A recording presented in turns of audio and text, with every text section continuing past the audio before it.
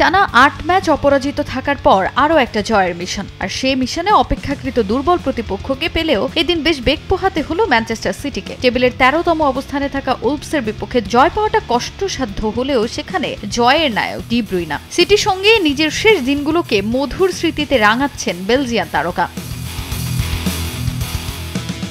চলতি মৌসুমের শুরু থেকেই শিরোপার স্বপ্ন ধূসর হতে থাকে ম্যানচেস্টার সিটির। ইতোমধ্যেই চ্যাম্পিয়নশিপও নিষ্পত্তি হয়ে গেছে। তবে ট্রফি হাতছাড়া হলেও পয়েন্ট টেবিলে একটা ভালো অবস্থানে থেকে মৌসুম শেষ করাই লক্ষ্য দলটার। আর সে লক্ষ্য পূরণে নামে ধামে পিছিয়ে থাকা উলভসের বিপক্ষে মাঠে নামে সিটি। যদিও দুর্বল এই দলটার বিপক্ষে লিড নিতে বেশ কাঠখড় পোড়াতে হয় পেপ গার্দিওলার দলের।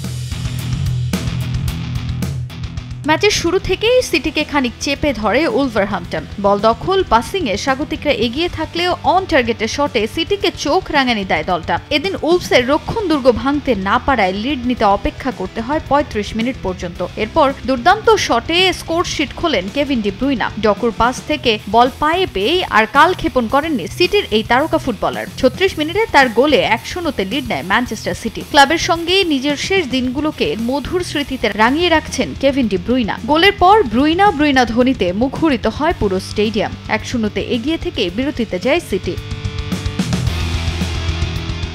দ্বিতীয়ার্ধে মাঠে নেমে সমতায় ফিরতে প্রাণপণ চেষ্টা চালিয়ে যায় উলভস, তবে লক্ষ্য ভেদ করতে ব্যর্থ হয় দলটা। বিরতির পর মাঠে নেমে আক্রমণের ধার বাড়ায় সিটিও, তবে তাতে আর লিড বাড়ানো সম্ভব হয়নি গার্দিওলার দলের। এক ডি ব্রুইনা ছাড়া এদিন জ্বলে উঠতে পারেননি আর কেউ। গোল ব্যবধান বাড়াতে না পারায় শেষ পর্যন্ত ১-০ ব্যবধানের জয় নিয়ে মাঠ ছাড়তে হয় ম্যান সিটিকে। এ জয়ে পয়েন্ট টেবিলের ৩-এ উঠে গেল বর্তমান চ্যাম্পিয়নরা।